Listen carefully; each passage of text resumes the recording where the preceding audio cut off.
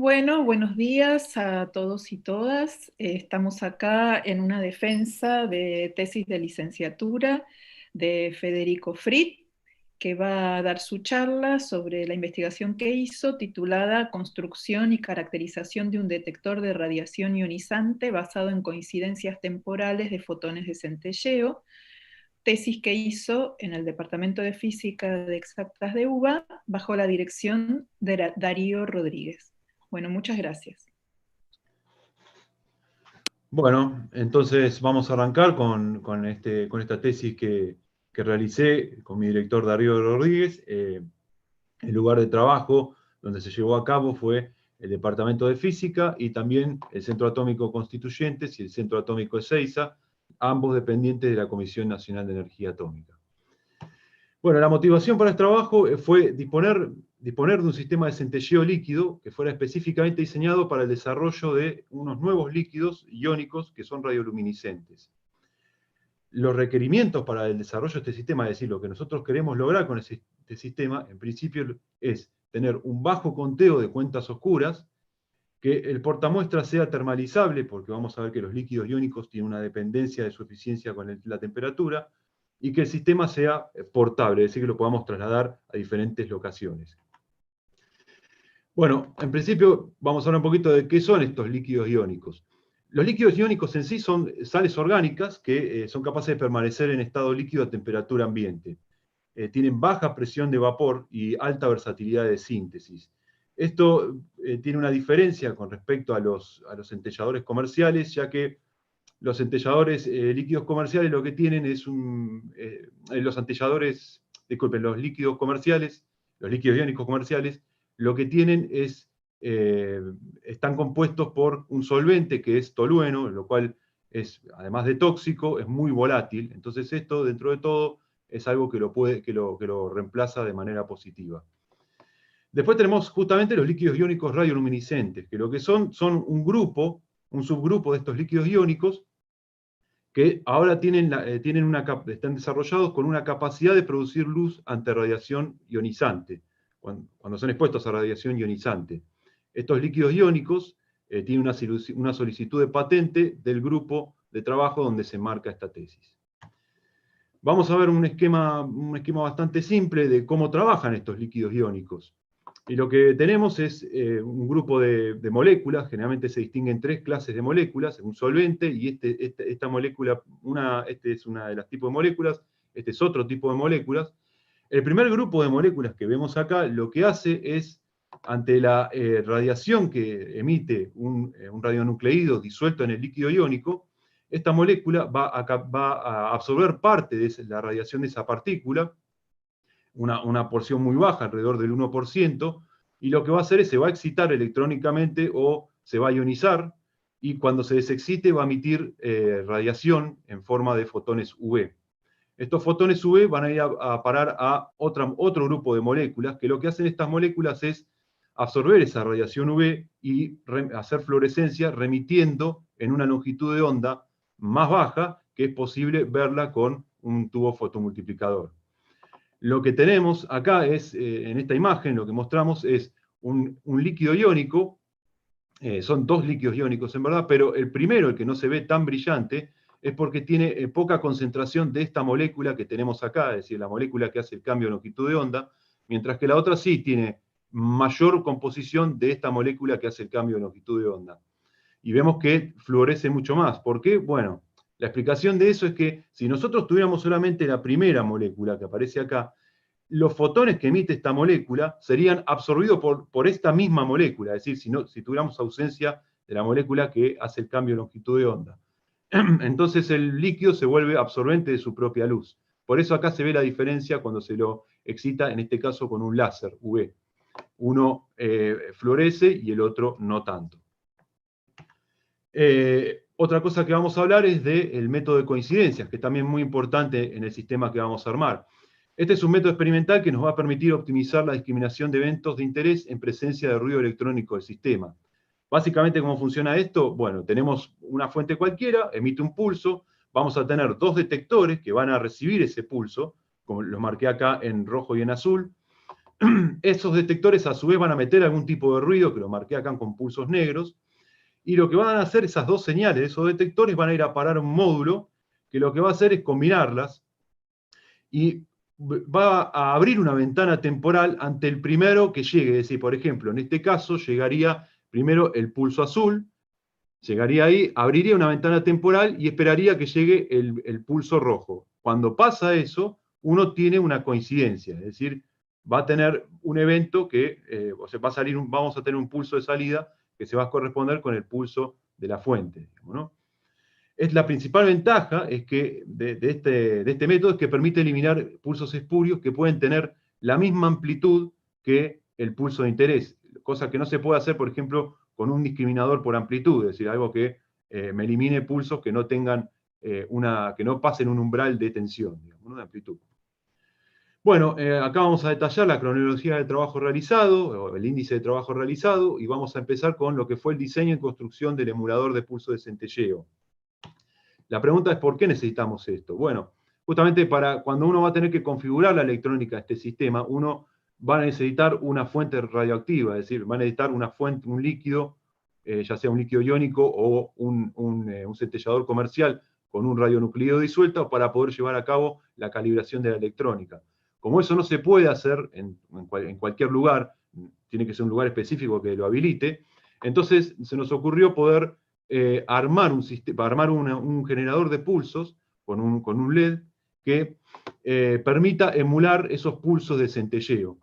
Entonces, las características que va a tener es, o lo que queremos lograr es pulsos lo más cortos posibles, es decir, que este generador genere los pulsos más cortos posibles para emular estos pulsos de centelleo, y por otra parte, lograr que estos pulsos puedan adoptar una frecuencia igual a la frecuencia de los pulsos de centelleo emitidos, que es alrededor de 1 kHz.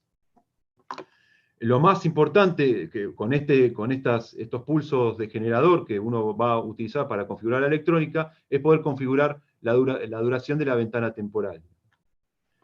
Bueno, ¿cómo trabaja este emulador de pulsos? Lo que vamos a tener es que todo se genera a partir de un oscilador a cristal, es decir, es una onda cuadrada de 1 MHz. Esta onda cuadrada va a ir a tres partes distintas, tres bloques distintos, que se ven acá por las líneas negras.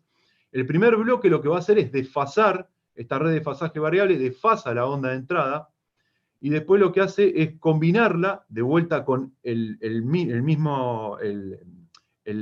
misma señal original, la combina en este comparador, y lo que se obtiene son la misma señal original, pero ahora con los pulsos más angostos, más estrechos. Por otra parte, la señal también va a todo este bloque que tenemos acá, que lo que hace es generar tiempo muerto. Es decir, lo que hace es, deja pasar un ciclo de la señal de 1 MHz, deja pasar un ciclo, y lo que va a hacer es matar el resto de los pulsos gracias a este generador de tiempo muerto. La señal de salida de todo este bloque es lo que marqué en verde, que es un pulso de la señal de 1 MHz, y todo el resto va a estar deshabilitado gracias al generador de tiempo muerto. Estas dos señales, la que habíamos hablado al principio y la otra, se van a combinar en este comparador, y lo que nos va a terminar dando es justamente un pulso que está regulado en su ancho y además tiene un intervalo de tiempo muerto dado por la etapa de generador de tiempo muerto. Por último, la amplitud de la señal de salida va a estar regulada por esta resistencia variable. Acá les muestro, bueno, esto es una foto de lo que era el circuito, es un poquito mucho, pero lo que tenemos acá, lo que interesa ver de esto es, está armado con lógicas, son todos integrados lógicos de 74F, que son basados en transistores de juntura, y elegimos esto porque justamente son muy rápidos, tienen un tiempo de propagación de 6 nanosegundos, y el que más nos importa es el de transición, es decir, que la transición del estado bajo a alto, es decir, de 0 a 5 volt, es muy rápido, es 2.5. Esto es lo que me va a definir los flancos de subida y de bajada de mi pulso en el generador. Entonces, básicamente para lo que me interesa remarcar acá es que tenemos, esto es el desfasador del ancho de pulso, la región esta, y esto es lo que hace, lo que genera el tiempo muerto. Se regula con este pote y acá se regula con este pote. Es decir, estos son los dos parámetros que nos van a interesar manipular. Por otra parte tenemos la salida, que son estos dos cables que van a ir conectados a un LED, es lo que va a ir adentro después del sistema, y este es el oscilador de 1 MHz que origina toda la señal. Bueno, los probamos, esto fue testeado con un osciloscopio y una resistencia de carga de 1 kΩ, y lo que pudimos ver es que pudimos lograr una excursión de señal, es decir, un intervalo temporal entre pulsos, es decir, un tiempo muerto, de 500 nanosegundos a 16.3 milisegundos. Vimos también que la distancia de pulsos es estable en el tiempo, no tiene ningún problema, y no cambia esa distancia, es decir, si se fija una distancia temporal entre pulsos, no va a cambiar con la variación del ancho de pulso. Bueno, acá vemos una foto de esto, es tomado vemos los pulsos y separados por una distancia de 1.94 milisegundos. Esto es una configuración que tomamos. Por otra parte, esto es también algo que nos interesa, bueno, esto es lo que más nos interesa es ver hasta dónde podemos hacer los pulsos cada vez más angostos, más estrechos. Y en este caso lo que vemos es que lo que pudimos lograr bajo las mismas configuraciones antes, es decir, con una resistencia de carga de 1 kΩ y mirando con el osciloscopio, vemos que logramos un pulso de 20 nanosegundos. Llegamos hasta ese límite bajo, digamos, ¿no? Entonces, por lo tanto, pudimos tener una excursión de señal en cuanto a ancho de pulso que va de 500 nanosegundos a 20 nanosegundos. Lo que se muestra acá es una modificación que se le realizó después al circuito y que nos permite llevar aún más bajo los pulsos que se generan, es decir, a un orden de 6 nanosegundos. Este todavía no fue probado, es decir, se construyó, pero se modificó, pero no fue probado con el sistema en sí. O sea, esto queda para un trabajo futuro. Lo que sigue es el diseño general del sistema y la fabricación del portavial termalizable. El diseño general del sistema, como podemos ver acá, va a constar esto va a ser el sistema que nosotros vamos a querer armar, y va a constar de 2 PMTs, van a tener sus respectivas bases, donde va a estar el circuito polarizador, van a tener una entrada de alta tensión y una salida para la señal. Está metido, bueno, y acá lo que podemos ver que ambos PMTs están metidos en lo que sería el sistema, el cuerpo principal, que está conformado por el portavial termalizable, por esta serpentina, que lo que va a hacer circular líquido refrigerante, y en el medio se va a colocar el vial. Vemos que esto tiene 2 ventanales, que van a ser lo que van a ver cómo van a ver el PMT este vial. Además de todo esto, lo que vamos a hacer es construir una cámara oscura donde poder alojar todo este sistema. Bueno, el portavial termalizable es una pieza totalmente hecha en aluminio que presenta 2 ventanales, que es por donde el PMT va a ver a ese vial para ver el centelleo. También tiene una serpentina que lo bordea, y lo que hace esta serpentina es hacer circular el líquido refrigerante que lo va a enfriar este portavial. Acá se ve una foto del armado, y se ve que ya está directamente adosado la serpentina del portavial, y que tenemos también acá la entrada de portavial ya puesta. Esto es una visión desde arriba del portavial, que nos muestra la cavidad donde va a ir depositado el vial con el líquido iónico. Por supuesto que existe una relación de compromiso entre el tamaño de la ventana, porque la ventana, en cuanto al fotocato del PMT, es muy chic. Bueno, es de este tamaño, pero tiene una justificación, y es que no se puede hacer más grande porque necesitamos también que el portavial haga buen contacto térmico con el vial. Por eso hay un compromiso entre el tamaño de la ventana que necesitamos para ver el vial y el contacto térmico del vial. Lo que siguió fue la fabricación de bases PMT de polaridad invertida. Esto, bueno, básicamente lo que tenemos es, como generalmente la polarización de un PMT se da por un divisor resistivo, eso es la configuración más básica. Uno le aplica una tensión y lo que va a ir viendo es que tiene diferentes valores de tensión a lo largo de las diferentes resistencias, es decir, que esto va a alimentar a cada parte del PMT, a los dínodos en particular, con un valor diferente de tensión. Y esto nos va a permitir mostrar que esto, bueno, darle la operación de funcionamiento al PMT, es decir, lo que van a hacer estas resistencias con esa corriente, van a dar una tensión a cada punto, y lo que va a lograr esto es que justamente cuando venga un fotón y este fotocato desprenda el electrón, sea amplificado a lo largo de las varias etapas dinodales, hasta llegar a la corriente del ánodo. La multiplicación de esta corriente, es decir, la multiplicación de estos electrones, viene dado por este factor delta, que es el coeficiente de emisión secundaria. Es decir, cada etapa es la corriente anterior multiplicada por un factor delta. La base de los PMTs, hay dos tipos de bases de PMTs que nos van a interesar acá, porque nosotros vamos a adoptar una de ellas. Una es la de cátodo negativo, que es la que más se usa para todos los sistemas. La otra es la de cátodo a tierra. Sin embargo, la de cátodo negativo, la desventaja que tiene, aunque se lo usa bastante porque tiene mucha opción de analizar la salida, o sea, se puede analizar pulsos, se puede analizar, se puede analizar también un continuo de luz o pulsos de luz, y no importa la frecuencia. Por eso se lo utiliza tanto pero el problema que tiene es el ruido. O sea, el cátodo a tierra, en este caso, introduce mucho ruido. Sin embargo, el otro, el que es el de cátodo a tierra, no va a introducir tanto ruido. Es decir, va a lograr, va a poder mejorar esa característica. Por eso es el que nosotros vamos a adoptar. Un esquema de cátodo a tierra. Bueno, acá vemos, este es el esquema del circuito que armamos para nuestro PMT, para nuestros PMTs. Estas son las bases que lo van a polarizar, que son de cátodo a tierra.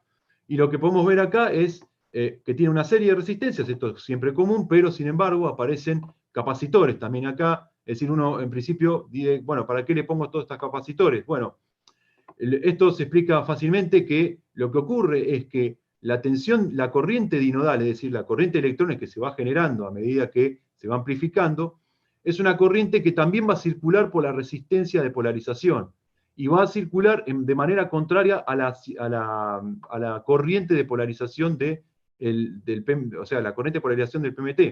Entonces, ambas corrientes son contrarias. ¿Y qué pasa en las últimas etapas? La corriente dinodal es enorme. Entonces, lo que va a ocurrir es que la tensión en estas últimas etapas me va a caer por esta resta. Por lo tanto, necesitamos encontrar algo que no haga eso, que me permita mantener la tensión alta para que justamente esos electrones sigan siendo acelerados y no se pierda linealidad de pulso, amplitud de pulso.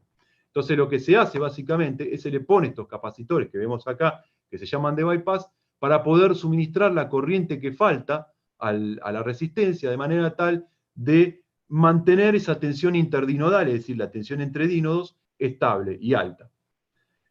Bueno, acá lo que podemos ver es justamente el divisor resistivo que se armó sobre el zócalo del PMT, se va armando en altura y no se utiliza ningún tipo de plaqueta, se suelda directamente a los pines para evitar efectos de inductancias parásitas y capacidades parásitas en la señal de salida. Lo que sigue es mostrar cómo son estas bases para PMT de polaridad invertida que armamos. Lo que vemos son piezas de aluminio, están todas conformadas de piezas de aluminio, el circuito polarizador es el que se ve acá, y lo que tenemos es que está enfrentado a las fichas de lo que son de alimentación y de señal de salida.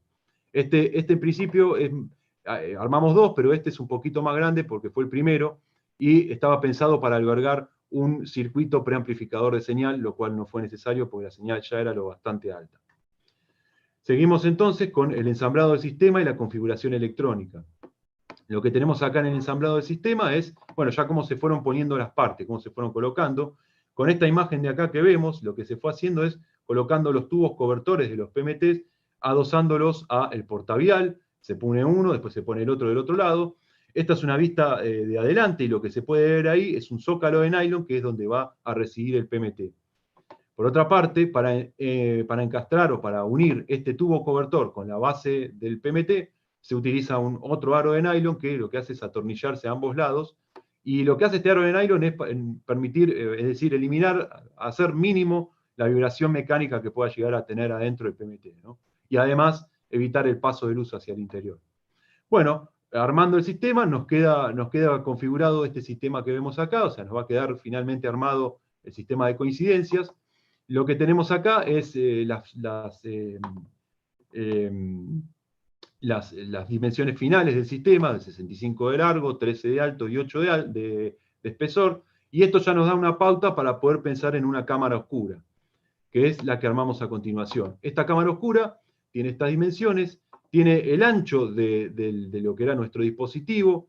Eso está pensado bien para tener todo bien contenido y además para el trabajo que fue como un anexo a esto, que fue medir neutrones, y se hizo lo más estrecho posible esto para poder tener cerca lo más cerca posible la fuente de neutrones a mi dispositivo. Entonces, bueno, las placas son revestidas en aluminio, el contacto térmico se mejora con cinta de cobre, y también te posee 4 salidas acá, que corresponden 2 por cada PMT de alimentación y de señal, y las salidas para el sistema de refrigeración. La configuración de la electrónica. Me pasé con disculpen, estaba acá. La configuración de la electrónica, bueno, el esquema electrónico que va a procesar las señales es el que está acá, el que se muestra acá, que es más o menos, justamente es algo más detallado de lo que habíamos visto del método de coincidencias. Tenemos los dos PMT que van a emitir es decir, ante la llegada de fotones de centelleo, los dos PMT van a emitir un pulso. Estos pulsos van a ir a parar a estos módulos constant fraction, que lo que tienen de ventaja es que disparan siempre a un mismo tiempo, es decir, a una misma fracción de la señal. No dependen de la altura del pulso. Esto es buenísimo, ¿por qué? Porque estos pulsos ya van a tener una leve diferencia temporal, y si fuera solamente un discriminador primario, no se usaran estos módulos, eso nos traería un problema de que haría variar la distancia temporal entre los pulsos, y eso nos complicaría en cuanto a setear el módulo de coincidencias, es decir, setear la ventana temporal. Entonces, ambos pulsos llegan al módulo de coincidencias, entran en la ventana temporal, y eso es contado como un evento. Acá, bueno, vemos más o menos cuáles son los módulos que utilizamos, es una foto de los módulos utilizados, y con lo que mejor quedó el sistema. Es decir, son pocos módulos, logramos optimizar para utilizar poquitos módulos. El resto fueron de prueba, pero utilizamos solamente 2 FDs, un módulo de coincidencias, una pantalla de conteo y la alimentación. Con esto ya armado, ya configurada la electrónica y con el sistema, empezamos a hacer las primeras excursiones de señal, viendo las señales de los PMT. Lo que vemos acá, estos son pulsos propios del fotocátodo, es decir, esto es viendo totalmente a oscuras, sin ningún tipo de fuente centelladora, y lo que vemos acá son cuentas del propio fotocátodo, que se denominan cuentas oscuras. Lo que tenemos acá es que todo este rango que tenemos acá de señales, son señales que corresponden a un fotoelectrón. Después hay un gap, y por lo tanto esto corresponde a otros, a eventos correspondientes a 2 fotoelectrones que se desprenden del fotocátodo, y el último sería eventos que se desprenden de 3 fotoelectrones. Vemos que a medida que aumenta el número de fotoelectrones que se pueden desprender, a medida que vamos viendo que lo que vemos es que son menos probables cuanto mayor es el número de fotoelectrones que se puede llegar a desprender del fotocátodo. El problema de esto, bueno, que pueden pasar como pulsos provenientes del centellador, y de ahí del uso de método de coincidencia. Sin embargo, estos son aleatorios, pero su tasa de emisión aumenta con la exposición de la luz y la temperatura del PMT. Por lo tanto, uno tiene que tener cuidado con el calor y la luz que uno tiene con el PMT, porque se van a hacer muy frecuentes y ya empieza a tambalear mi sistema. Es decir, el método de coincidencia ya no es tan bueno si son tan frecuentes estos pulsos. Lo que vemos acá esto es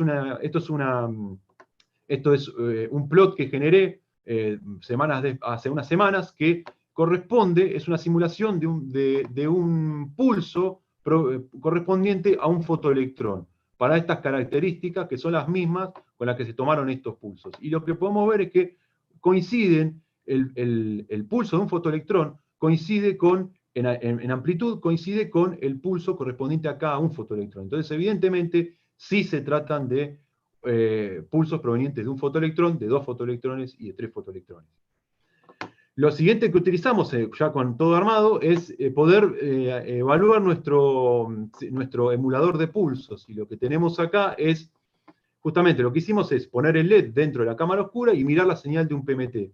El pulso que está en verde es el pulso que se le aplica al LED, y lo que vemos es que algo que esperábamos y nos resultó, la verdad, bastante bueno, es que efectivamente, cuantos más pequeños son estos pulsos, más se asemeja la señal del PMT a un pulso típico de centelleo. Aunque, por supuesto, es un poco más grande. Este es del orden tiene un ancho de 26 nanosegundos, y a mitad de altura, este es el ancho a mitad de altura, y sin embargo, cuando vamos aumentando más el pulso sobre el LED con el generador, lo que vemos es que la señal del PMT empieza a aumentar de amplitud. Pulso más corto de generador, entonces, resultan en señales más parecidas a señales de fotones de centelleo. Lo que siguió fue las mediciones con centelladores comerciales. En este caso, ya con todo armado, ya con la configuración armada, procedimos a estudiar la eficiencia del sistema con, en principio, centelladores comerciales que son centelladores optimizados, con emisores alfa y beta. En principio, nos cabe preguntar cómo se define la eficiencia del sistema para estos radionucleídos, es decir, para estos radionucleídos dentro de estos centelladores. La eficiencia del sistema se va a relacionar con la probabilidad de que al menos un fotoelectrón se desprenda de cada fotocátodo de los PMTs. La eficiencia del sistema depende del radionucleído empleado, vamos a ver eso también. Y por otra parte, también vamos a ver que la forma experimental de calcularla, la forma experimental es dividir el conteo por la actividad. Así obtenemos la eficiencia del sistema. Para el cálculo utilizamos dos líquidos iónicos comerciales, se llama Ultima Gold, el líquido comercial, y con un radionucleído alfa, que es el americio 241, y otro vial con un radionucleído beta, como es el estroncio 90. Estos líquidos están optimizados, es decir, están muy optimizados para maximizar la cantidad de fotones emitidos por decaimiento, pudiendo así maximizar la eficiencia del sistema. Entonces, van a ser tomados como líquidos patrones. Lo que vimos es, para medir esto, ¿cómo medimos esto? Bueno, fue colocando el vial de Ultima Gold más el radionucleído y tomamos una serie de 12 mediciones, de 10 segundos cada una, con un intervalo de 13 segundos entre mediciones. Cada una de estas mediciones lo que hace es, se divide por la duración para obtener la tasa de conteo. Esto es lo que obtuvimos, y algo que quiero remarcar en principio es lo que nos dio el fondo, es decir, el ruido de fondo, ¿no? Logramos, gracias a esta nueva polaridad, a invertir la polaridad de las bases, es decir, a tomar bases de cátodo a tierra, logramos reducir muchísimo el ruido a menos de una cuenta por segundo, lo cual es despreciable. O sea, esto ya es un logro de este trabajo de tesis, haber logrado bajo ruido de fondo. Bueno, lo que siguió después es obtener la tasa de conteo, y vemos que la tasa de conteo del americio 241 en líquido iónico comercial, lo que tenemos es de 147 más menos 1, y el emisor beta es de 333. Dividiéndolo esto por la actividad real de estos líquidos, lo que obtenemos son las eficiencias, y lo que nos terminó dando es una eficiencia de un 79% para el americio, de un 69% para el estroncio. Que los valores disten del 100%, es decir, que estos valores estén distando del 100% de la eficiencia, son atribuibles a la configuración del sistema, es decir, a todo lo que tenga que ver con el sistema, a la disposición geométrica, a la eficiencia cuántica de los PMTs, a la configuración electrónica. Pero, para el mismo sistema, ambos radionucleídos nos dan diferentes valores de eficiencia, es decir, esto en principio habría que investigarlo, es decir, ¿por qué me están dando diferentes valores? Entonces esa es la pregunta que nos hacemos para responderla a continuación. Para responderlo, lo que vamos a hacer es vamos a trabajar un poquito, vamos a ahondar más en el tema, viendo bien el modelo teórico de la eficiencia de mi sistema. Esta eficiencia, como habíamos dicho antes, se puede calcular teóricamente, justamente, como lo habíamos dicho antes, la probabilidad de que al menos un fotoelectrón sea desprendido por ambos PMTs ante un decaimiento. El modelo responde a una distribución de Poisson, y se deduce, en verdad, la distribución de Poisson se va a derivar de una distribución de Poisson, va a ser una composición de una distribución de Poisson dependiente del líquido iónico y una distribución binomial dependiente del sistema. Eso, si quieren, después lo hablamos. Y lo que tenemos acá es que justamente se deduce esta fórmula de eficiencia para el sistema. Lo que vemos acá adentro es la probabilidad de que al menos un fotoelectrón sea emitido por el fotocátodo y vaya hacia el interior del sistema, ¿no? Y vemos que está al cuadrado esto. ¿Por qué? Bueno, porque como tengo dos PMTs, entonces la probabilidad es el producto de los dos, de las probabilidades de los PMTs, o sea, de la probabilidad de cada uno de los PMTs. Entonces me va a dar al cuadrado. ¿Qué es cada cosa? Bueno, M en este caso es el número medio de fotones emitidos ante un decaimiento. Es decir, este es un parámetro que define al líquido centellador, porque es el número medio de fotones emitidos ante un decaimiento dentro del líquido. Y epsilon, que tenemos acá, esto va a ser propio del sistema nuestro, es decir, lo que va a tener en cuenta la eficiencia cuántica de los PMTs, así como también la geometría del sistema y la configuración de la electrónica. Entonces, como epsilon es propio del sistema, tiene que ser ambos, si miramos la fórmula, si epsilon es igual para los dos radionucleídos, entonces lo único que puede variar es m. Por lo tanto, la diferencia de eficiencia de ambos, es decir, la diferencia de eficiencia que habíamos observado, es producido por este número de fotones producidos por decaimiento. Bueno, una cosa que quería decir antes es que, justamente, como nuestra eficiencia nos dio menos del 80%, nosotros vamos a trabajar a futuro en esta región de la eficiencia. Lo que siguió es ahora sí, una vez que ya teníamos probado, habíamos medido con centelladores comerciales, habíamos obtenido una eficiencia óptima, lo que hicimos fue medir con líquidos iónicos radioluminiscentes, es decir, con los líquidos preparados por nosotros. Y lo que teníamos, el objetivo fue determinar ahora sí la eficiencia de estos líquidos iónicos y estudiar su dependencia con la temperatura para ambos radionucleidos, el americio 241 y el estroncio 90. Es decir, armamos dos centelladores de líquido iónico con esos mismos radionucleidos. El procedimiento de medición va a consistir en llevar a los viales, o sea, ¿cómo vamos a medir? Llevar los viales a 0 grados, es decir, justamente lo que vamos a ver es que estos líquidos iónicos, su eficiencia depende de la temperatura. Entonces, los llevamos a 0 grados, los disponemos dentro del portavial y tomamos una serie de conteos de 1 minuto cada uno con intervalo de 13 segundos hasta que el líquido iónico termaliza a la temperatura ambiente. Con estos conteos calculamos la eficiencia del líquido iónico relativa a la eficiencia previamente obtenida. Eso es para que la eficiencia del líquido iónico esté libre de la ineficiencia de nuestro sistema. Para hacer eso, lo que hacemos primero es calcular la eficiencia del líquido iónico, como ya habíamos calculado la anterior, y después la eficiencia relativa es lo que calculamos dividido la eficiencia que habíamos calculado previamente, es decir, en la diapositiva anterior. Esto se hace la actividad en estos casos es diferente a la actividad de los líquidos de última Gol. Es de 11.68 kBq para el estroncio, 16.18 kBq para el americio. Estas eficiencias, vamos a ver que muestran una variación con el tiempo como se observa a continuación. Esto es lo que obtuvimos y lo que, bueno, cabe destacar acá que acá logramos cumplir el otro objetivo de nuestra tesis, que pudimos medir una eficiencia de líquidos iónicos utilizando este sistema que tiene bajo ruido. Y lo que vemos acá es que, efectivamente, a medida que transcurre el tiempo, las cuentas de eficiencia van cayendo. Y el único parámetro que hay acá que se puede mover es la temperatura. Entonces, evidentemente, sí, la eficiencia está cambiando con la temperatura para ambos casos. Teniendo estos datos, lo que hicimos, propusimos un modelo que ajuste mejor a nuestros datos. Este modelo lo tomamos como un modelo exponencial.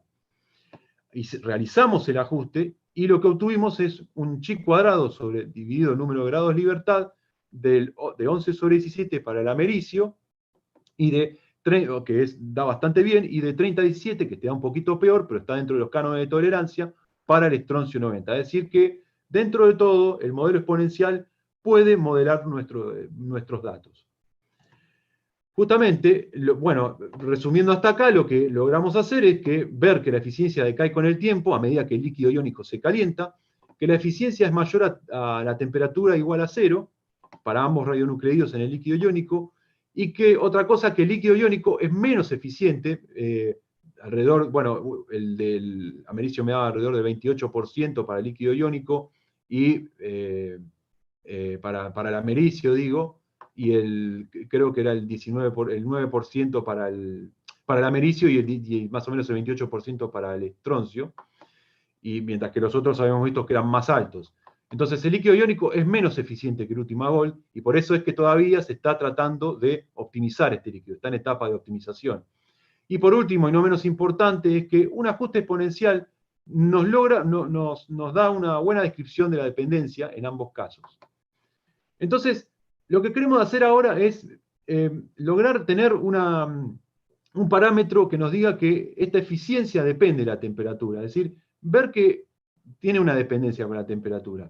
Para eso lo que hicimos es, si consideramos que el número medio de fotones M emitido por el líquido iónico tiene una dependencia lineal, asumimos como una dependencia lineal de la temperatura, en este rango, en el rango que trabajamos nosotros, y por otra parte tomamos el modelo de la ley de Newton del calentamiento de un cuerpo, que nos dice que la temperatura va a cambiar con el tiempo de manera exponencial. Si juntamos ambas expresiones, entonces obtenemos una expresión de que el número medio de fotones por evento, por decaimiento, se puede modelar como va a tener un comportamiento exponencial con el tiempo. tomando esto, lo siguiente es, como nosotros estábamos trabajando en esta región de la eficiencia, uno puede pensar también que la eficiencia se puede aproximar como una función lineal del número medio de fotones por decaimiento. Y justamente juntando esto con lo anterior, podemos llegar a una expresión que nos dice efectivamente que nuestra eficiencia del líquido iónico es proporcional, se asemeja a un modelo exponencial en función del tiempo, lo que habíamos visto en nuestros datos. Por lo tanto, como nuestros datos se adaptaban bien con una función exponencial y obtuvimos esta expresión que nos dice la eficiencia del líquido iónico en función de esta exponencial, lo que logramos concluir es que en este rango de temperaturas estudiado y a una primera aproximación, la fluorescencia del líquido iónico o el número medio de fotones emitido por él es lineal con la temperatura, es decir, se cumple esa relación lineal que habíamos propuesto anteriormente. Bueno, lo último esto es un anexo del trabajo que realizamos, y es un ensayo con fuentes de neutrones, es decir, quisimos ver si nuestro sistema con un líquido de centelleo podía llegar a detectar neutrones, porque esto tiene aplicaciones interesantes, es decir, tiene un futuro bastante prometedor. Lo que tenemos en este caso, estos ensayos con neutrones fueron llevados a cabo en el recinto del reactor RA1 del Centro Atómico Constituyentes. No se puede ir a otro lugar porque la fuente de neutrones no puede salir de ahí, y eso es lo que tiene de ventaja que lo que nosotros armamos, este sistema que se puede trasladar, nos permite llevar todo el sistema con la electrónica a este lugar. El objetivo es observar eventos correspondientes a neutrones utilizando el dispositivo experimental portátil, y en principio el contenido del vial con el que se realizaron los ensayos, utilizamos un líquido comercial. Es decir, primero probamos con un líquido comercial que es eficiente, es más eficiente que nuestro líquido iónico. Quisimos probar con eso para, dentro de todo, asegurarnos de, si veíamos neutrones, bueno, probamos con los líquidos iónicos. Este último gol que antes llevaba americio o estroncio, ya no va a llevar más eso. Ahora va a llevar ácido bórico. Bueno, ¿por qué? Porque justamente el boro que está presente en ese ácido es el que se encarga de capturar el neutrón. O sea, se va a dar la captura a partir del boro 10 presente en el ácido. La fuente de neutrones ahora es externa al dispositivo. Eso es un problema, porque ya no está metida más en el vial como era antes, disuelta en el líquido iónico. No, ahora es externa y por lo tanto juega negativamente el parámetro de la distancia. Entonces, para producirse un evento, ¿qué es lo que tiene que ocurrir? Lo que tiene que ocurrir es que en la fuente, que es una fuente de americio-berilio, se produce una reacción. Esta reacción da lugar a un carbono 12 excitado en su primer nivel, que se va a desexcitar emitiendo un gamma de esta energía, más un neutrón. Este es el neutrón que nosotros vamos a ver. Esto va a viajar y va a llegar a nuestro centellador, y en el centellador lo que se tiene que dar es que este neutrón tiene que reaccionar con boro 10. Este neutrón igualmente no es el mismo que tenés acá, bueno, en verdad es el mismo, pero está cambiado. ¿Por qué? Porque es un neutrón térmico, es decir, es un neutrón que su energía es baja con respecto al neutrón original. Eso se va a lograr a través de un moderador, como vamos a ver más adelante, que va a ser de parafina. Es decir, la parafina lo que me va a hacer es bajarme la energía del neutrón, en cierta forma bajarle la velocidad, porque trae energía cinética. Entonces, bueno, siguiendo con esto, el neutrón más el boro 10 me va a dar un litio 7 en estado excitado más un alfa. Y este alfa, con esta energía, es el que va a quedar en va a interactuar con el centellador, igual que como vimos antes, como lo vimos en los casos anteriores. Entonces, los neutrones que llegan deben ser térmicos, con una energía del orden, o sea, los térmicos van a llegar con este tipo de energía, muy baja en electronvolt. Y la sección eficaz del neutrón para con el boro 10 es inversa a su velocidad, justamente. Por eso tiene que tener baja energía, porque aumenta la sección eficaz de interacción con el boro 10. Es más la probabilidad que lo capture. Entonces, bueno, lo que vamos a hablar ahora es un poquito de la fuente y su moderador. Es decir, hablamos de la fuente de americio-berilio, pero queremos ver cómo moderamos estos neutrones. La fuente de americio-berilio que utilizamos es una de 500 milicurie, que es un montonazo, pero esto no corresponde a la emisión no es esto lo que emite de neutrones, sino que esto es del americio presente en esta fuente. Es el americio el que va a tener esa actividad. Como es un proceso muy ineficiente, de uno en 1000, digamos, lo que va a pasar es que los neutrones que se van a generar van a ser mucho más bajos que esta actividad, es del orden de 1.3 megabecquerels. La energía media de estos neutrones va a salir es de 4.2 MeV. Entonces, la pregunta que queríamos responder es cómo moderamos estos neutrones. Para moderar estos neutrones lo que vamos a utilizar son dos contenedores cilíndricos rellenos de parafina. Lo que va a moderar los neutrones, lo que moderan los neutrones son parafina. Trabajamos con estos dos contenedores. El primer contenedor tiene una abertura central donde se coloca la fuente y emite radialmente neutrones térmicos, pero también blindados, porque es excesiva la cantidad de parafina. El segundo contenedor, lo que vamos a tener es una cavidad descentrada que es así.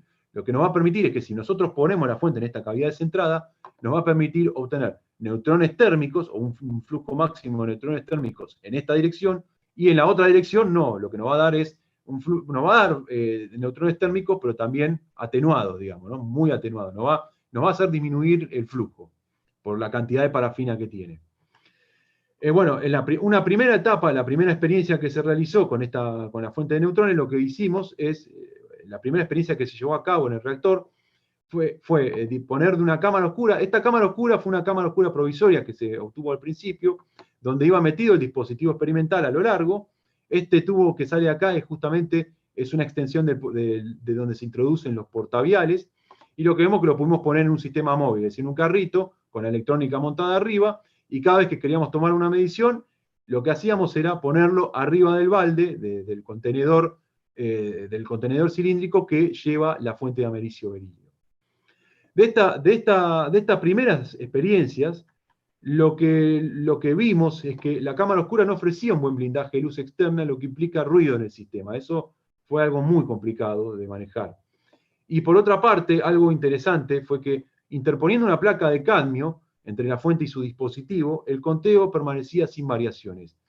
Eso es un problema porque el cadmio lo que hace es captar neutrones. Entonces uno esperaría que si uno pone una placa de cadmio, el conteo disminuya. Ahí nos estaría diciendo que habría neutrones. Pero sin embargo no vimos eso. Permanecía sin variaciones y por lo tanto lo que logramos concluir prematuramente es que es muy probable que el conteo de eventos en su gran mayoría hubiese sido por interacción gamma con el centellador y no por neutrones. Para sacarnos la duda de esto, lo que hicimos, ahora sí, reconfiguramos todo nuestro experimento, trabajamos con la nueva cámara de oscura que estaba optimizada justamente para obtener la fuente lo más cerca al portavial. Eso es algo fundamental, es decir, tenerlo pegado para maximizar el flujo de neutrones. Y lo que vimos es que la mejor disposición de la fuente era poner el contenedor acostado con una plancha de parafina. Esta plancha de parafina no puede ser de cualquier espesor. Hay un trabajo que nos dice que el espesor máximo, es decir, el espesor óptimo para los neutrones térmicos, es de alrededor de 6 centímetros. Por eso elegimos un bloque de parafina, bueno, el que había era de 5 centímetros, pero no hay problema porque está dentro del tope, digamos, ¿no? Bueno, este fue con el sistema que trabajamos a continuación. Y realizamos un último experimento que fue poder disponer de poder atenuar este flujo que habíamos obtenido para ver si efectivamente lo que estábamos teniendo en ese flujo eran neutrones o gamas, o había algo de neutrones. Lo que hicimos entonces fue disponer de placas de plomo e ir interponiendo estas placas adelante, o sea, entre la fuente y nuestro sistema. El vial empleado que utilizamos era de Ultimagol con ácido bórico y se interpusieron placas de plomo de 5 milímetros de espesor entre el dispositivo y la fuente de neutrones, y por cada placa que íbamos poniendo íbamos tomando una serie de mediciones de 10 segundos cada una. Los datos que obtuvimos los contrastamos con, los datos obtenidos se contrastaron con el modelo de Lambert-Beer para atenuación gamma en plomo, que está dado por esta expresión, donde I0 es el flujo sin poner nada entre la fuente y nuestro detector, y el mu es el coeficiente de atenuación que depende del material y de la energía de la radiación incidente, en este caso gamma. ¿Cómo armamos esa función? Entonces, tomamos el I0, lo tomamos de nuestro primer dato experimental, con su error, y el mu lo sacamos de tablas del NIST, obteniendo 0,478 centímetros a la menos 1 para el gamma de 4,438, que era el más prominente. Y lo que hicimos a continuación, ya habiendo armado nuestra función, fue graficarlo, es decir, contrastarlo con nuestros datos. Lo que se pueden observar acá es, bueno, acá estaría el modelo de Lambert, pero lo que nos interesó graficar son las barras en donde van a entrar, bueno, las franjas de errores donde en la primera franja, es decir, en la franja, en la franja de rayas, van a entrar, esperamos, por nuestro modelo, que entren el 68% de los datos experimentales, y en la otra franja el 95% de nuestros datos experimentales. Bueno, vemos que contrasta bien, y lo que podemos deducir de esto, lo que se puede establecer o lo que se puede concluir, es que efectivamente, en verdad, el conteo que estábamos viendo es un conteo exclusivamente por gamma, es decir, no tuvimos posibilidad de ver neutrones. Por último, lo que a modo de cierre, lo que tenemos, bueno, a modo de cierre lo que hicimos fue proponer, o para futuro, una geometría del vial, porque lo que vimos es que justamente al ser muy volumétrico, o sea, al tener volumen el vial, hay mucha más probabilidad de interacción gamma, o sea, la interacción gamma puede estar mucho más presente que en un modelo que tenga un líquido iónico que esté en un contenedor que sea más bien superficial, no volumétrico. Si es superficial, entonces hay poca interacción gamma y hay mejor interacción neutrónica. En este tenemos, que era el que usamos, el que vimos, tenemos una mayor interacción de gamma con el líquido que tiene esta configuración.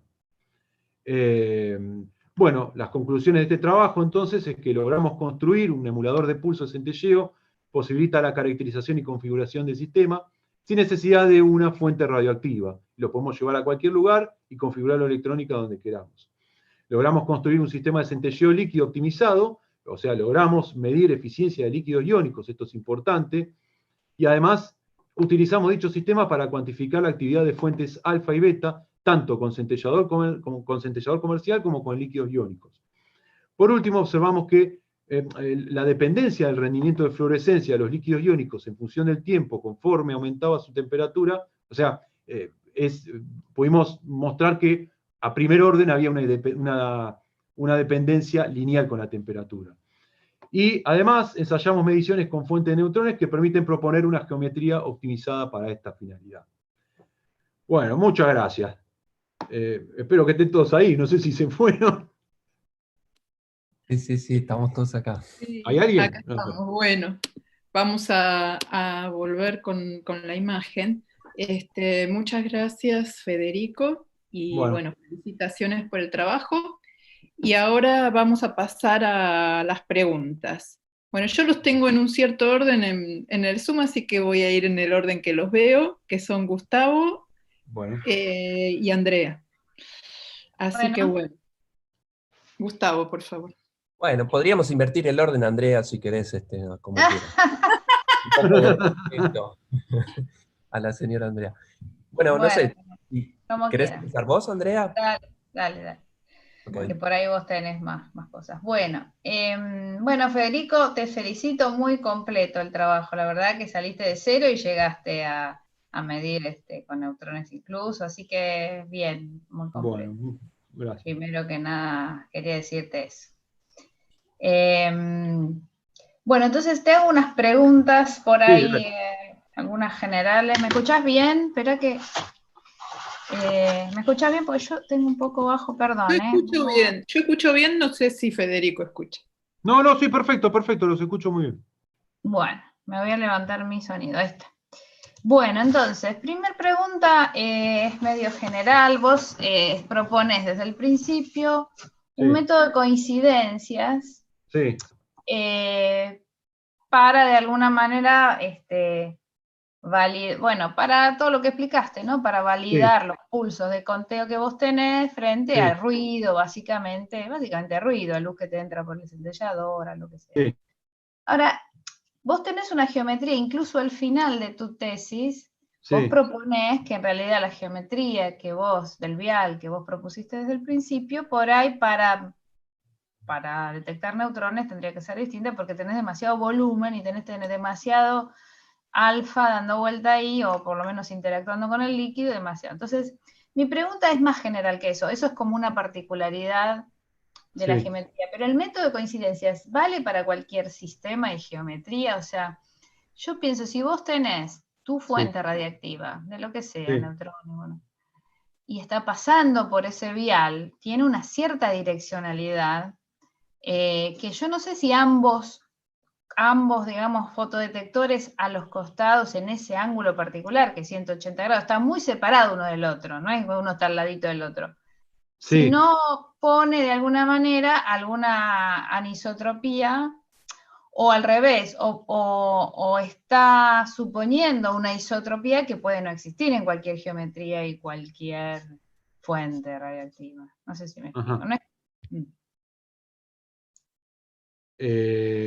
O sea, me estarías preguntando que si se puede. Disculpame, me la podés No, repetir. la pregunta es si el método de coincidencia es un método universal, está muy adaptado a lo que vos necesitas a tu geometría, y si yo quiero medir con tu líquido y con cualquier geometría de cualquier fuente radiactiva, eso es un método que realmente es mejor que poner un solo fotodetector, digamos, en el sentido de que podés tener direccionalidades, no sé, capaz que no, capaz que me decís que el líquido te hace isótropo todo. O sea, vos estás considerando que vos tenés una cosa isótropa en los 360 grados porque estás poniendo 180 grados dos detectores.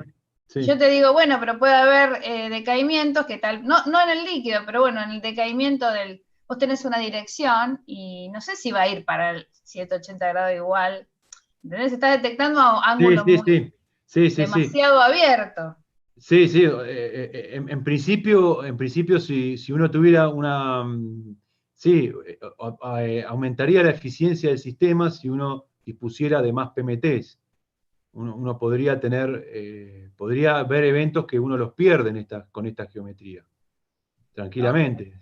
Lo que vos tenés que hacer generalmente, eso también tenés que tener en cuenta, si uno aumenta si uno aumenta la cantidad de detectores, entonces uno, en principio, puede llegar a ver todos los eventos. El problema es que ahí necesitas hacer un estudio de toda la geometría del sistema, o sea, tenés que ver bien cómo disponerlos. O sea, estás suponiendo entonces me estás contestando, estás suponiendo una cosa isótropa, está bien. Sí. Bueno. Perdón. No, Darío, por favor. Un comentario cortito es que la isotropía en realidad se consigue gracias a que lo que los PMT observan no es a las partículas de interés, sino a los fotones producidos por el centellador. Entonces, si bien el haz de neutrones, por ejemplo, puede tener una direccionalidad privilegiada, los fotones emitidos desde el líquido sí son isótropos. Y en ese sentido es que se consigue un flujo isótropo de fotones a pesar de que haya una direccionalidad en las partículas. Ok, eso siempre y cuando el líquido sea tan rápido como para isotropar de alguna manera, eso, digamos, no sé. Está bien, vos decís que cada molécula con la que interactúa va a emitir para todos. Bueno, está bien. En efecto, el hecho es que la eficiencia cuando usan Ultima Gold les dé bastante alta, de cerca del 80%, con esta configuración te está indicando que esa isotropía asumida efectivamente la tenés. Bueno, sigo con Federico otra cosa. Respecto de los pulsos que te armaste, de 20 nanosegundos, la verdad, muy bueno, muy buen circuito, interesante, porque es una fuente LED con pulsos muy, muy cortos, y la verdad que bien. Entonces mi pregunta aquí son dos. Una es, si se atenúa mucho la intensidad. Es una pregunta interesada, porque me interesa eso como fuente de luz a mí, no como fuente. No, está perfecto. Una fuente de luz. ¿Se atenúa mucho la intensidad de luz cuando vos vas acortando cada vez más y más? Por ejemplo, una de 20 nanosegundos respecto de, ahí mostraste una de 300 o algo así. ¿Se atenúa mucho la intensidad de luz? ¿Querés ver alguna diapositiva? ¿Querés ver la vista con el PMT o te interesa saber directamente? O sea, ¿querés...? No, No. Por ejemplo, vos mostraste una captura de osciloscopio ahí, por ejemplo. La captura de osciloscopio no, está, pero con el PMT. A ver, anda la captura de osciloscopio, a ver, mostrame de nuevo. Yo tengo dos capturas. Una es la captura de osciloscopio, que es directamente probando el sistema. Este de acá, sí. Esto directamente. Sí. ¿Es directamente que medido como con el PMT? Esto está medido, esto se logra, lo que se hace es, se le coloca una resistencia de carga de 1 kΩ.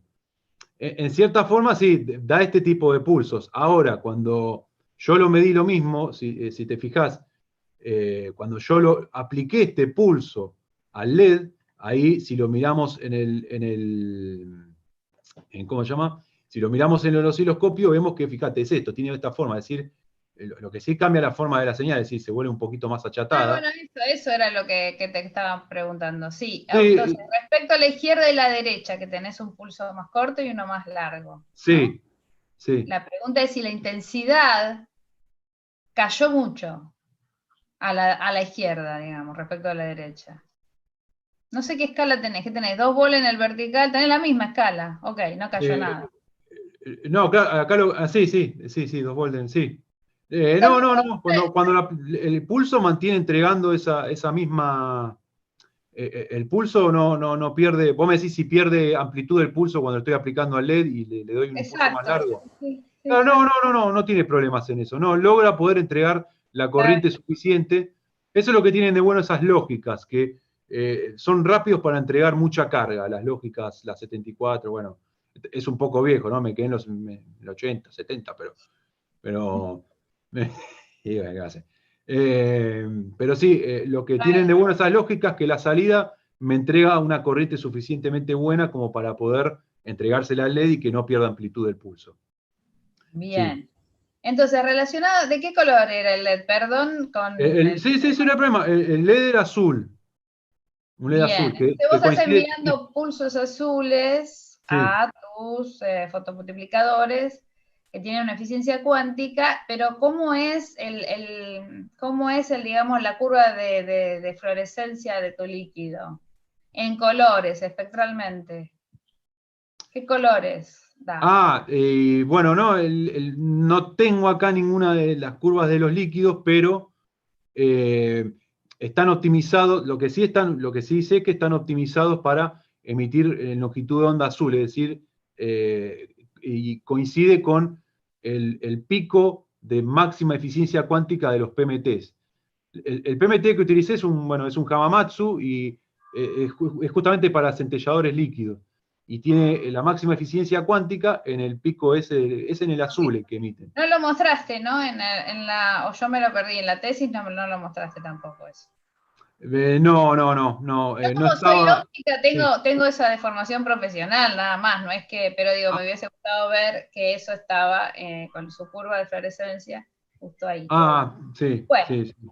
Sigo, otra pregunta, pero está bien. Sí. Está bien. En el portavial que vos diseñaste, ¿hay alguna manera? Porque vos tenés un líquido refrigerante, ¿qué pasa?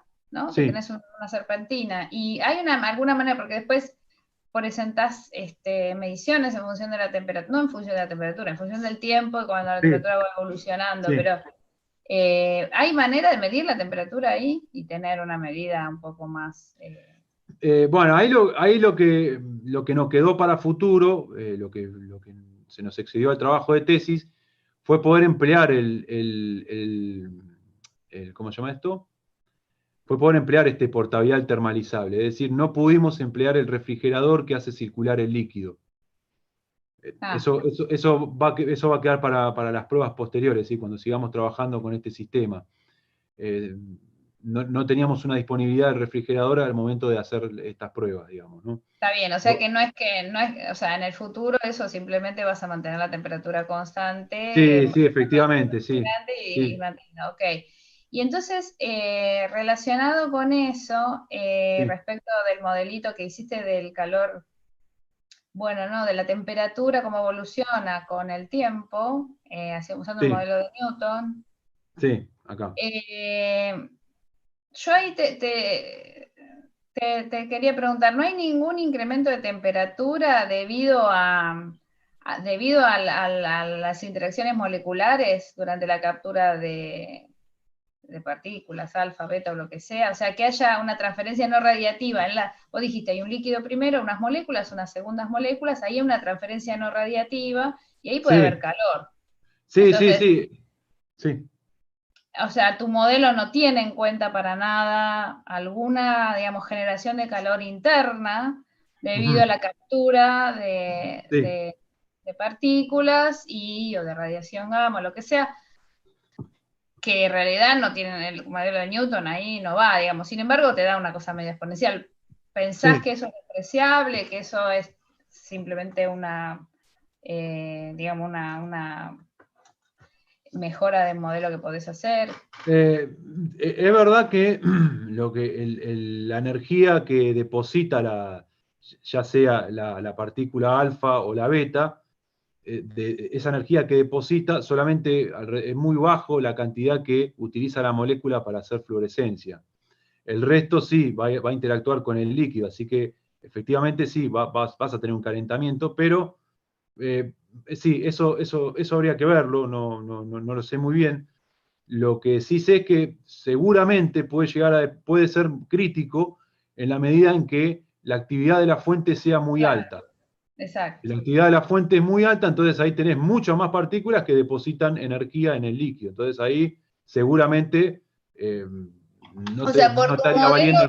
Sí. Por tu modelo parecería que estás lejos de esa actividad, porque en principio no sabés cuánto es alta o baja. Claro. Y relacionado con eso, y esta es la última cosa, la anteúltima. ¿Eso puede justificar de alguna manera las distintas eficiencias del americio y el estroncio o no? Nada, que las actividades son muy, muy parecidas y, digamos, no te está moviendo la aguja en temperatura ni en nada que te dé una diferencia. Digo, que la diferencia de eficiencia que vos ves sea debido a la actividad, debido a que tenés calor ahí adentro o algo por el estilo, es muy despreciable eso en principio. Sí, o sea, las diferencias en eficiencia sí tienen que ver con la cantidad en verdad, la diferencia de las eficiencias tienen que ver con ¿cómo se llama esto? Con la cantidad de fotones que produce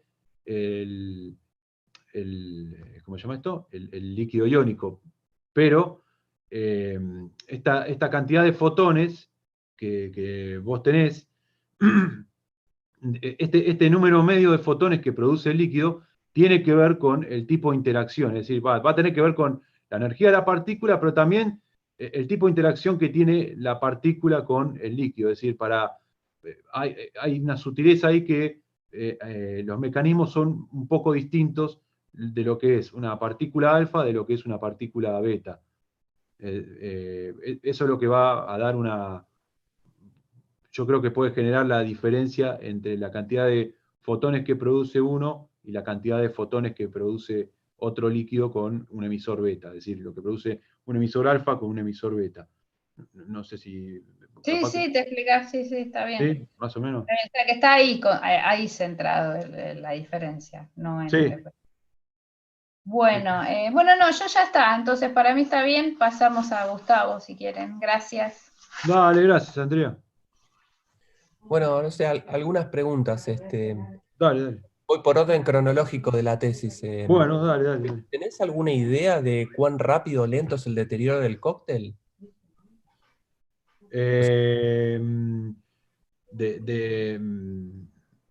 O sea, si ante ionización, si el cóctel con estos líquidos iónicos es estable o, digamos, tiene la misma eficiencia a pesar de la exposición. O si la eficiencia, ¿cómo se degradan estos líquidos ante la exposición? Mirá, no lo tengo muy en cuenta, lo que sí sé es que, bueno, no te lo sabría decir eso sobre los líquidos. No, era de... Todas las preguntas que te estoy haciendo son de curiosidad intrínseca. Sí. No, la verdad, discúlpame, no te sabría decir justamente si si a lo largo de la actividad esto se va degradando por la radiación presente. Está bien, eso es una... Yo creo en principio que, bueno, por ejemplo, para los centelladores comerciales, la actividad es baja, en cierta forma. O sea, la actividad del americio y del estroncio son actividades bajas, o sea que yo creo que no va a influir mucho en cuanto al desgaste del líquido iónico. Si la actividad fuera muy, muy elevada, yo creo que sí, estaría todo el tiempo trabajando el líquido iónico, puede ser que haya un desgaste. No lo sabría decir eso. Sí, un comentario breve sobre eso. Efectivamente, como dice Federico, a estas actividades no se observa un degradamiento por la actividad. De hecho, el mayor degradamiento es por contacto con la humedad o con el oxígeno. Si está aislado, se mantiene bien. Pero sí es cierto que a altas actividades hay degradación y hay mucha gente trabajando en eso porque una de las posibles aplicaciones muy bien vistas por la comunidad de estos líquidos iónicos es la posibilidad de extracción por solvente de los lantánidos en el material nuclear utilizado. O sea, cuando se extrae material gastado de un reactor nuclear, podrían utilizarse estos líquidos iónicos para extraer los actínidos y lantánidos, y ahí, por supuesto, esas actividades sí son suficientes para degradar el líquido iónico. Solo en ese rango importa ese efecto. Después también mencionás en la introducción que Sí. con este dispositivo, o con una variante de este dispositivo en realidad, vos podrías medir actividad absoluta en base al cociente de coincidencias triples a dobles. ¿Eso es así? O sea, con coincidencia. Sí. O sea, si pusieses un PMT más, vos podrías medir actividad de manera absoluta. Sí, bueno, agregar un PMT, si agregás un PMT más, también tenés que considerar la geometría que vas a adoptar, es decir, no solo agregando un PMT y disponiéndolo de cualquier manera, sino que tenés que ver cómo disponerlo, y tenés que tener en cuenta el factor geométrico, además de agregar un detector, yo creo. Eso sí te podría dar, te va a aumentar la eficiencia seguramente, o sea, vas a poder tener una eficiencia mayor. Acá yo creo que también sí, el problema de la eficiencia del sistema en sí, yo creo que sí, tiene que ver por ahí, por ejemplo, con que con la geometría, no la geometría de coincidencias que uno tiene que estar opuesto al otro, ¿no? Sino con que optimizar eso, es decir, que en este caso, en nuestro caso, los PMTs no estaban pegados, por ejemplo, al vial. O sea, no los teníamos pegado al vial. Teníamos el problema que el vial, justamente, como estaba puesto en un portavial termalizable, entonces necesitábamos que ese portavial haga el mayor contacto posible con el vial. Eso nos jode también. ¿Por qué? Nos jode porque no podemos acercar suficiente los PMTs al vial y medio que queda oculto el vial. Entonces se pueden perder tranquilamente eventos de centelleo y me va a bajar la eficiencia. O sea, esto es lo que yo creo que también por ahí juega en contra para obtener una eficiencia aún mejor.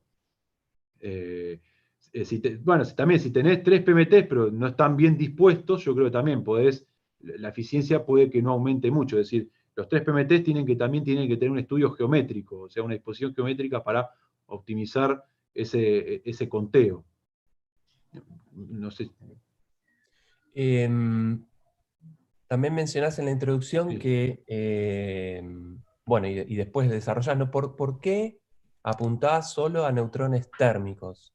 O sea, vos tenés una fuente de neutrones y los atenuás en energía para maximizar la sección eficaz, ¿no? Eso es una cuestión de objetivo de entender tu detector. Pero de alguna manera también estás calibrando para cierto tipo de neutrones, ¿no? Ajá, sí. Pero son neutrones térmicos, o sea, ¿tenés alguna motivación especial de por qué apuntan a neutrones en ese rango de energías? Porque los neutrones térmicos, al tener baja energía, tienen, sobre todo energía cinética, van a tener baja velocidad y el boro 10, Es decir, aumenta la sección eficaz de captura con respecto al boro 10.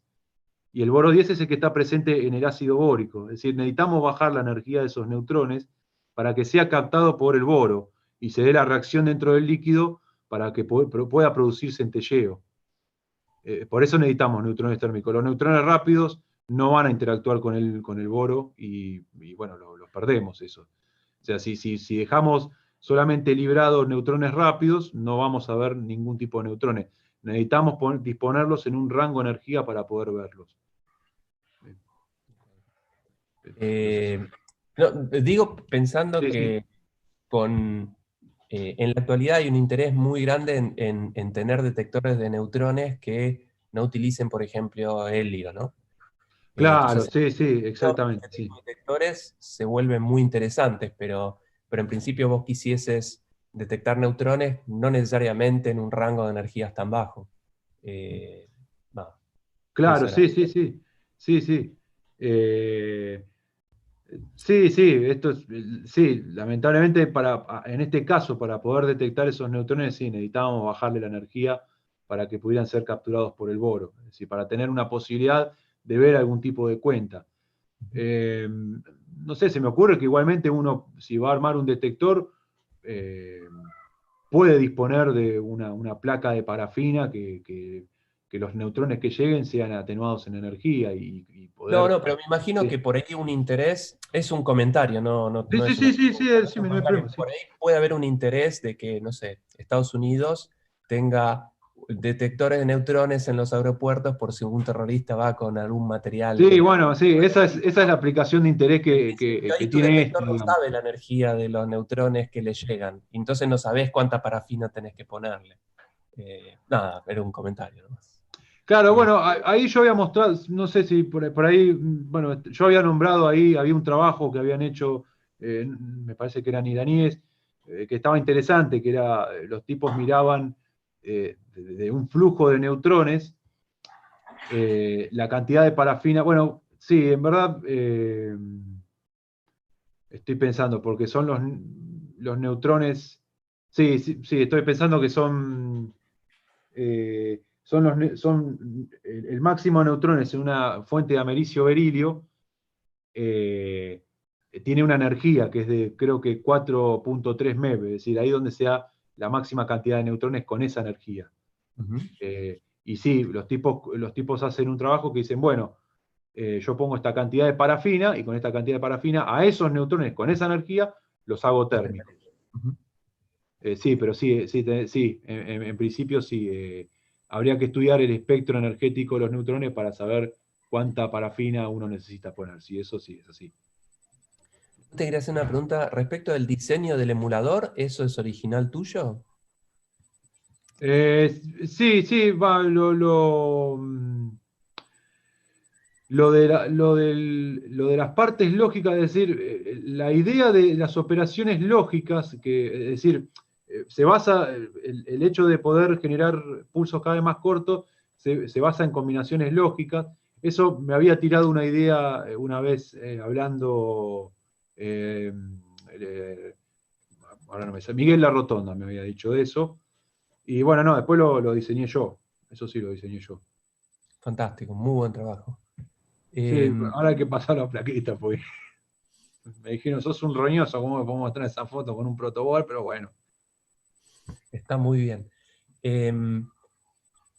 Yo entiendo que por ahí en el laboratorio en el que desarrollaste esta actividad ya tenés equipamiento y tenés el know-how y uno quiere utilizar las cosas que tiene, ¿no?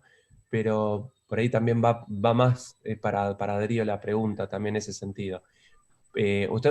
Ustedes eligen PMTs, me imagino que porque tienen PMTs y vos sabés muy bien, mostraste construir las bases para esos PMTs, Sí. y tienen toda la electrónica, ¿no? De contadores y demás, y el NIM-BIN.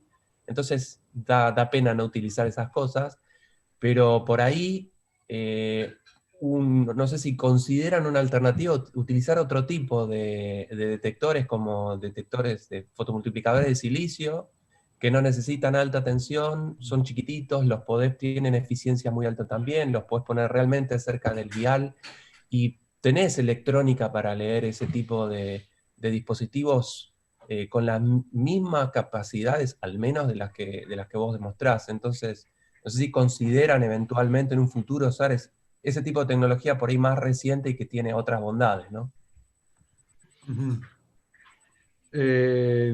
Sí, sí, o sea, es verdad, sí, es un poquito, digamos, estaría bueno poder pasar a tecnologías un poquito más optimizadas. Es verdad lo que decís que sí, que estos PMT, por ejemplo, bueno, lo que yo decía, que hubo que armar una base de polarización para bajar el ruido porque el PMT en cátodo negativo, que es la otra configuración que existe y es la que más se usa encima. ¿Por qué? Porque vos, lo que había dicho, podés medir la corriente de la salida, o sea, los pulsos de salida de la corriente, podés medir la tensión, podés meterla en cualquier aparato sin ningún problema. Lo que estaba diciendo a todo esto es que sí, el problema con eso, por ejemplo, para bajarle el ruido a eso, que en nuestro caso fue crítico, que tenía mucho ruido con una base con cátodo negativo, proponen soluciones, pero que son soluciones medio peligrosas, ¿viste? Porque te dicen, bueno, agarrá la solución para eso, porque lo que pasaba es que el fotocátodo está pegado al vidrio, está depositado sobre el vidrio del PMT. Ese fotocátodo vos lo ponés a menos 2500 volts. Entonces, ya cuando ese vidrio entra en contacto con cualquier cosa, te genera ruido porque entra a haber corriente de fuga. La solución que proponen los tipos dicen, bueno, hay una solución que se llama, se llama coating, y lo que los tipos hacen es pintar el PMT de pintura conductora y lo ponen también a menos 2500 volts. O sea, ese es más peligroso incluso, ¿no? Con eso, porque lo podés llegar a tocar y bueno, y te vas a cantar con Sergio Denis. Entonces, bueno, no sé, es verdad que sí, que tiene sus contras estas cosas, ¿no? Que ya hay sistemas que están optimizados y que deben ser mucho mejores. Sí, para completar esa respuesta y en relación a tu pregunta, Gustavo, si bien es cierto que los PMT ya son viejos conocidos, cuando no hay interés en tener una resolución espacial de los fotones que llegan, como este es el caso, ¿no? Solo interesa en saber si llegó un fotón o no, todavía sigue siendo competitiva la tecnología porque el conteo de cuentas oscuras, como mostró Federico, se puede reducir mucho. Ahora, es cierto que cuando la resolución espacial importa, hay infinitas cosas mejores, pero incluso los Silicon PM tienen un ruido espurio, digamos, mucho más alto que el que tendría un PMT. O sea, hay experimentos nuevos, no sé, Super Kamiokande, por ejemplo, quiere ver Cherenkov y usa PMT. Sin embargo, es cierto, en el caso de querer dar un paso más y estudiar, por ejemplo, lo que proponía Andrea, ¿no? La isotropía o anisotropía, ahí haría falta resolución espacial, ahí se podría usar un CCD, por ejemplo, o un skipper CCD, y bueno, claro, eso podemos hacer en el futuro. Ok. Está vendiendo el producto. La aceptancia, o sea, la geometría que tiene el vial impacta de manera directa en la eficiencia que tiene tu detector. En ese sentido, cuando vos medís eficiencia, tenés la convolución de distintos efectos. Entre ellos, llamemos la aceptancia, que es un factor geométrico que limita tu exposición a cierta señal. Y como es un factor geométrico en ese sentido, para deconvolucionar esta ineficiencia debido a la geometría de la eficiencia que vos realmente medís, de modo tal de que vos puedas decir cuál es la eficiencia de tu líquido de manera exclusiva, podrías calcularla geométricamente, ¿no? O sea, vos podrías hacer simulaciones y poner la geometría de tu detector y deconvolucionar la aceptancia de la eficiencia total, ¿no? No, es más laburo, ¿no? Pero sí, por eso, es información interesante para comparar con otro tipo de líquidos centelladores, me da la impresión. Claro, sí, totalmente. Y ¿cuál es para vos la diferencia? O sea, los líquidos iónicos que vos estuviste utilizando tienen una cierta eficiencia que vos mostraste que es más baja que la Ultra Gold. Y competitivamente en el mercado, o sea, si ustedes tienen terreno para adelante para optimizar, ¿no? la las bondades de estos líquidos. Comercialmente, ¿qué futuro le ven? ¿No? La pregunta es para ambos, ¿no? Porque el trabajo de tu tesis muestra efectivamente que ingresaste un nuevo producto al mercado, ¿no? Y en ese sentido, ¿qué rol le ves? A mí mira, yo de lo que estuve aprendiendo, lo que aprendí junto con Darío de los líquidos iónicos, estos que utilizamos, y que me pareció muy interesante, que no lo hace, por ejemplo, un centellador comercial, un centellador líquido comercial, es que, por ejemplo, si uno le baja la eficiencia, es decir, regulando la eficiencia, uno, por ejemplo, puede, bajándole la eficiencia, uno sigue viendo conteo, y ese conteo tiene que ver, por ejemplo, con emisión Cherenkov, es decir, podés como discriminar la emisión Cherenkov de la emisión radioluminiscente. Eso me pareció muy interesante para mí, cosa que el líquido iónico comercial, el centellador comercial no lo hace, lo mete todo en una misma bolsa, digamos. Okay. Sí, efectivamente. Hay varias que vienen de la mano de la química de estos líquidos. La que dijo Federico es clave porque permite discriminar partículas beta de alfa. Como las alfa no hacen Cherenkov y con la temperatura uno puede reducir la fluorescencia, calentando el líquido se apagaría la fluorescencia y solo veríamos el Cherenkov de las beta. Luego, enfriándolo, veríamos el Cherenkov más las alfa, y eso permite cuantificar una mezcla de radionucleidos alfa-beta. Claro. Esa es una aplicación que no existe en el mercado y que no existe ningún líquido que permita tunear su eficiencia frente a un parámetro externo no destructivo, ¿no? Porque uno puede quenchear la solución agregando algún químico, pero eso es un camino de ida. Hay un montón de aplicaciones que vienen de las ventajas químicas, de hecho por eso hay una patente en curso, pensando incluso en esa beta comercial que mencionabas, porque al no ser volátiles no explotan, ¿no? A diferencia de los comerciales que son tolueno esencialmente.